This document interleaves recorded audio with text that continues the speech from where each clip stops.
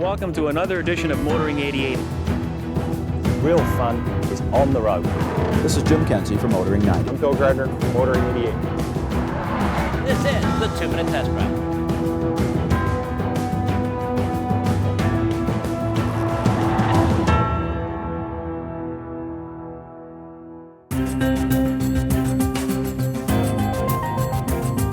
Popular topic of conversation these days is the autonomous or self-driving car, and when and if we'll see them in showrooms. Well, I have a question about the future and what we may not see. It's called a sedan, 4 doors and a trunk.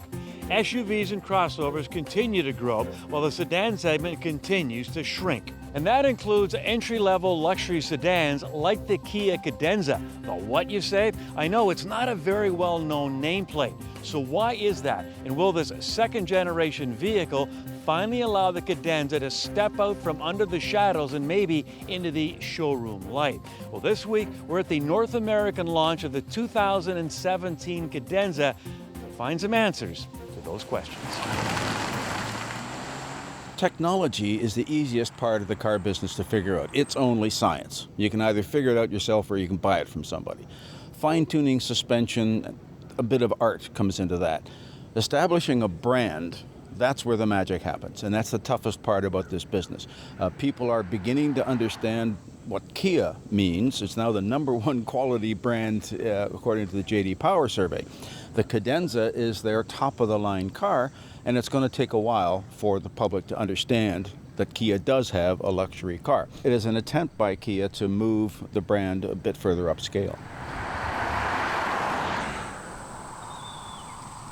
Second generation Cadenza, brand new. This is a brand new chassis, new interior, new body panels, a lot of great new technology, new safety features. So a brand new vehicle, top to bottom, front to back. The Cadenza we had, our previous version, fantastic car.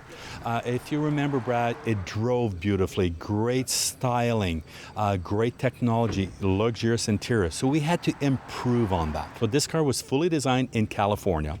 So we took the great platform we had, but made it more, basically enhanced the look. So really now you have a car that looks extremely sporty, extremely premium. Attention to detail. So you'll notice on the outside a lot of chrome accents here and there. For us in Canada, standard LED headlamps, LED tail lamps. Interior, premium leather, Napa leather, a lot of soft touches everywhere. Even the center console for your knees, very soft touch, and the latest technology.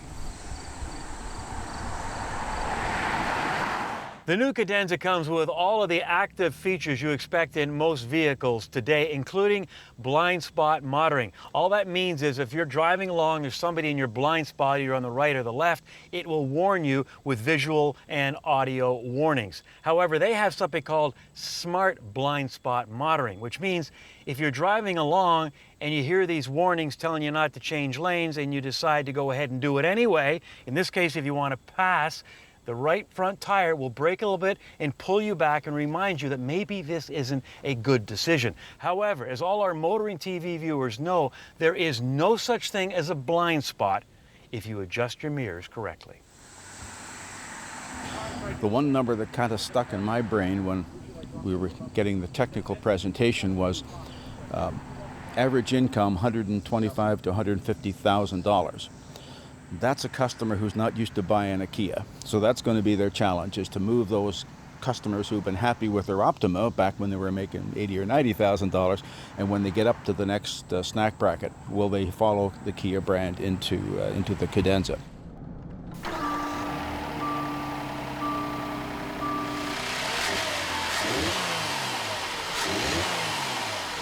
The new Cadenza comes with one powertrain, the 3.3-liter V6 found in the Sorento and the Sedona, 290 horsepower. And you know, along with making their own steel for all their vehicles, in the case of this Cadenza, Kia designed and also manufactured an 8-speed transmission. Now, you know one of the reasons I like a sedan? Well, it's the trunk. First of all, you have one, and in the case of this Cadenza, it is huge. Now, the interior, it's as good as any of the competition, and I've always had a soft spot for an analog clock. You know, whenever you're at a launch, the marketing people like to talk about the demographic of the people who are going to buy the vehicle, you know, what age they are. Well, I think that the CD player in this Cadenza could be a big hint. Since we have customers now that have been into their first Optima, their second Optima, now maybe instead of their third Optima, they're a little more money, a little older, they want something with a little more style, but still great performance, great handling. The new Cadenza is the perfect choice. I think it's a handsome car. Peter Schreier, who is now the president of the overall corporation, whatever they're paying him, it's not enough, because he's dragged this company into the forefront of the design world. Their assembly quality now is comparable with anybody in the world. Value and features and price, they're all pretty good. It'll take some time, and if the product is good, you can't do that without good product. Good product isn't enough, but you can't do it without good product. So they're starting with the stuff they can control, and they're working on the magic.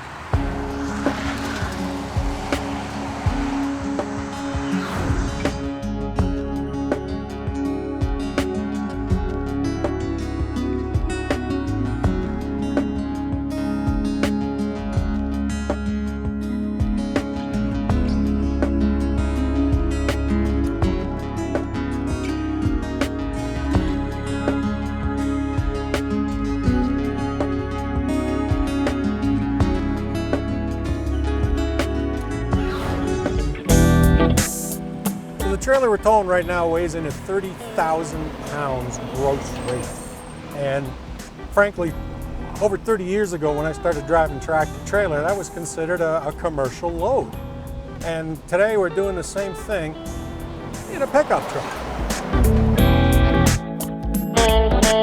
Motoring TV is brought to you in part by Stark Auto Sales, a better way to buy a car.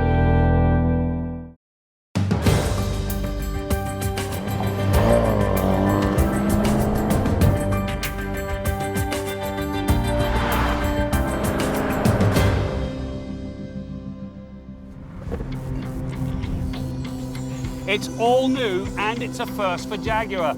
On this edition of Test Drive, the F-Pace.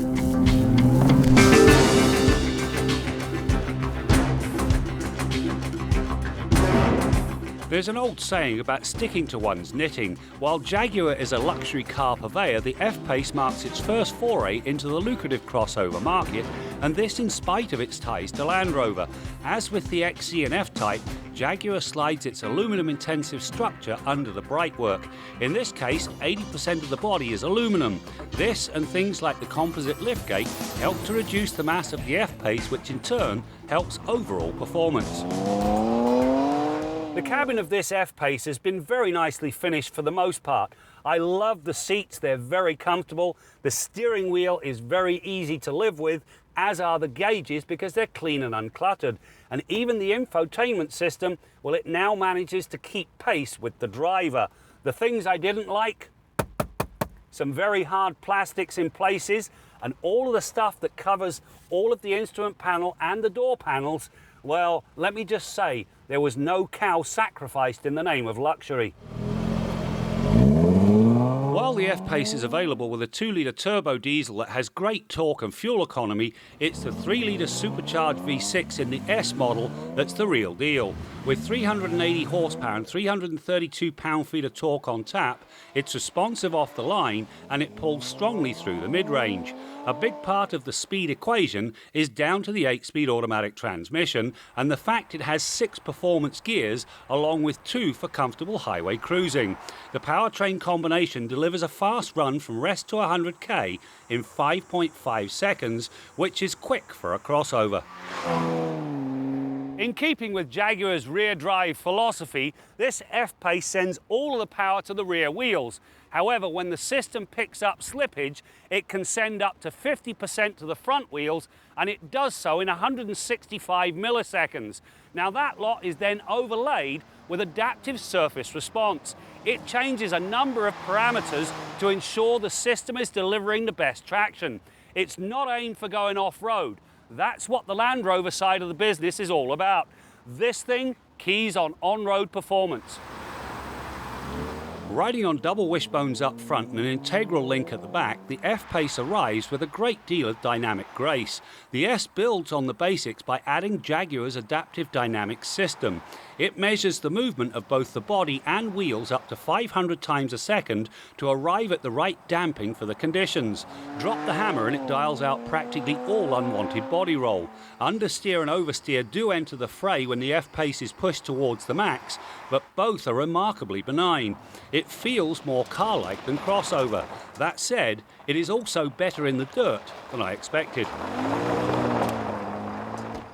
One of the neat features with this F-Pace is something called the activity key. It sits on your wrist, and by touching it up to the J, it locks the vehicle. Now, it also locks the key in there, so if you go for a swim, you don't end up with a soggy key. When you get back, you simply reverse the procedure. Go up, touch the J, and now you've got access to the vehicle and the key. Now, while I've got the tailgate open, 650 litres with the seats upright and 1,740 with them folded down. Now, that's very good given this car's outward dimensions. The variable ratio steering and brake-based torque vectoring further the handling cause, as do the monster 265 40R22 tyres on the test car. The driver can tailor the driving characteristics. Normal is ideal for the city, dynamic when pushing through the pylons. In each case, the setting modifies the throttle, transmission shift point, steering feel and adaptive dampers through a central touchscreen or buttons. In the end, there is a setting for just about every eventuality. This new F-Pace is a formidable entry into the luxury crossover segment. It's got good power, great handling, and in spite of some of the materials, a very nice interior. Just think of it as being an on-road ride with just a little bit of off-road ability. That's exactly as it should be for a Jaguar.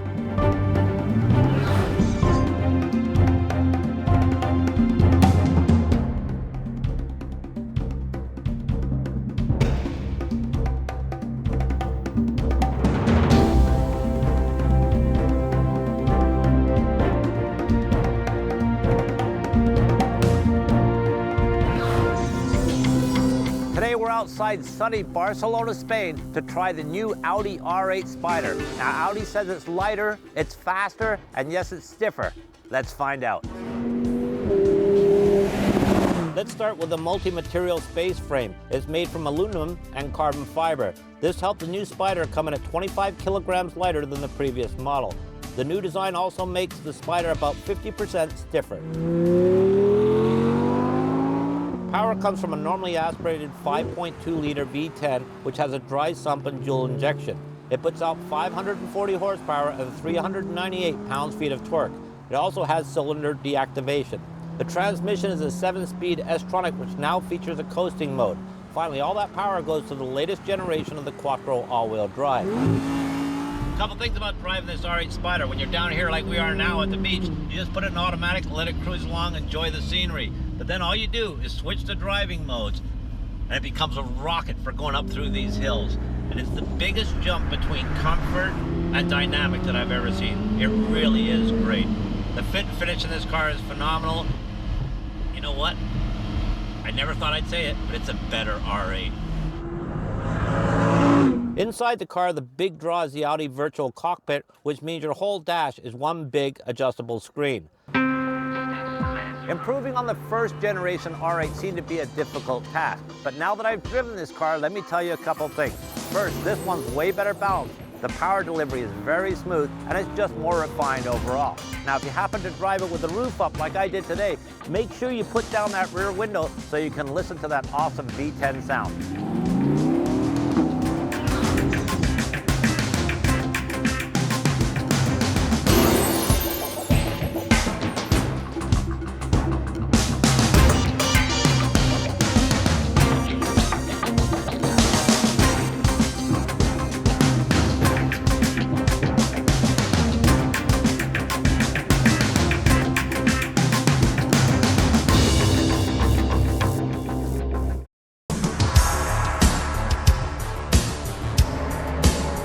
The reason why we do this business is we want to win races.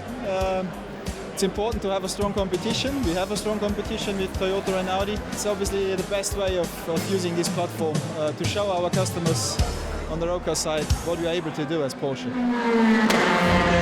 Our motoring tip of the week concerns wheel selection. We're here today at Stark's Auto Sales. This is an insurance recovery center, and a lot of these insurance recovery vehicles are then sold to auto wreckers who part them out. So at the auto wrecking yards, that's a good source for you as a motorist to, for example, buy a set of wheels to mount your winter tires on. They're used, but they're original equipment wheels, so they're hub-centric and they're made by the vehicle manufacturer to fit your particular vehicle. So they're actually better in some respects than some of the aftermarket wheels. Now, there may be cosmetic blemishes to them and they may need cleaning up, and you certainly have to have your tire shop check them on their wheel balancer to make sure there isn't run out or bends in them. But in many cases you can save a lot of money, and a lot of these vehicles that I'm looking at around here, as ruined and damaged as the bodies are, the wheels are actually pretty much intact other than minor blemishes, so a great source. Now, if you're buying an aftermarket wheel to mount your winter tires on, or maybe to dress up the looks of your vehicle, go with an open 5-spoke design like this original Pontiac wheel or this aftermarket RTX wheel that's also a big open 5-spoke design. These are really good rims in terms of cleaning them. They're so open and accessible, you can get your whole wash mitt and fist in there, or rag, whatever you're using, and it just speeds up the amount of time it takes for you to clean up your car and make those wheels look great. Now, in a lot of cases, you don't get a choice on your original vehicle because it comes with the wheels it comes with. If you look at this particular wheel, it's a 6-spoke design, and each one of the 6 spokes is what we call a split spoke.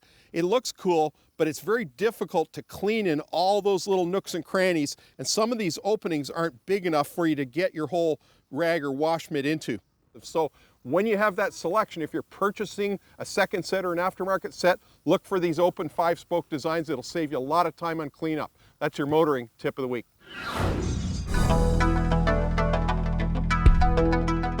The 2017 Mercedes-Benz E-Class, as you can see, it's a beautiful car. Trust me, it rides and handles extremely well, and like most Mercedes-Benzes, it's as safe as church. But the technologies we're most interested in today are the semi-autonomous driving technologies. This is as close to a self-driving car as you can probably buy today. So we've come to the beautiful Calabogie region west of Ottawa to find out what this semi-autonomous business is all about. The new Mercedes-Benz E-Class has a whole suite of systems designed to lead the way towards autonomous driving. Mercedes kind of calls it semi-autonomous driving because it isn't something that you can let the car drive all by itself. Our Drive Pilot system is really the next step in our path to fully autonomous driving. It is a semi-autonomous driving system. It does include several advances of our Distance Pilot Distronic Plus system, which is our basically smart cruise control. It's able to, for the first time, change lanes for you autonomously. It is also able to follow traffic even without clear lane markings. And then it's going to turn the wheel to the left.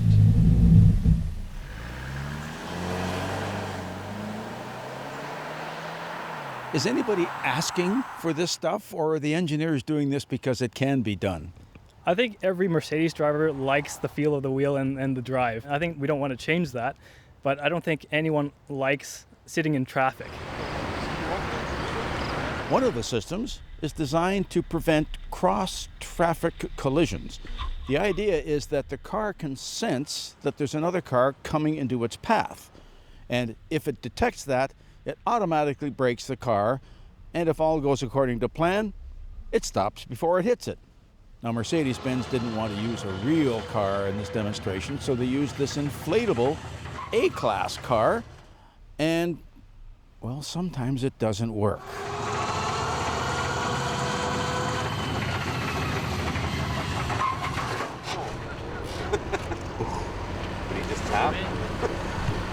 And Mercedes says that because this fake A-Class car has a fabric body, when it ripples in the wind, sometimes the sensors don't pick it up properly.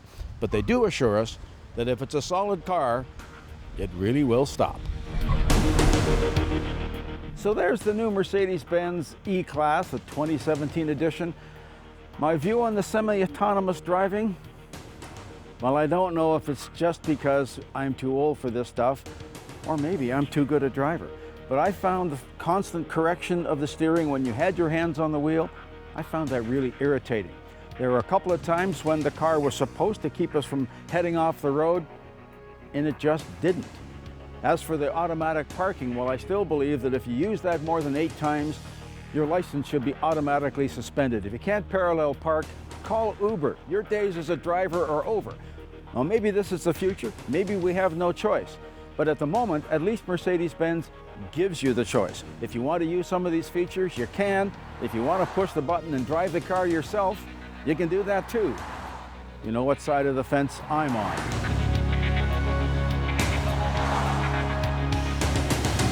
Motoring TV closed captioning is brought to you by Chevrolet. Find new roads.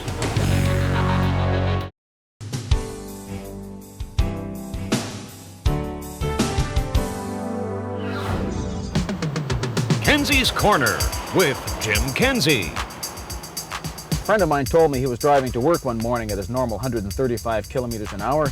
He had a Mahler Symphony on the compact disc, and he was dictating to a secretary on his dictaphone, and all of a sudden his radar detector went full red alert, and he buried the anti-lock electronic brakes, and as he was screeching to a halt, the phone rang. Now, all these electronic devices can add very much to the convenience of your automobile, although personally I draw the line at in-car fax.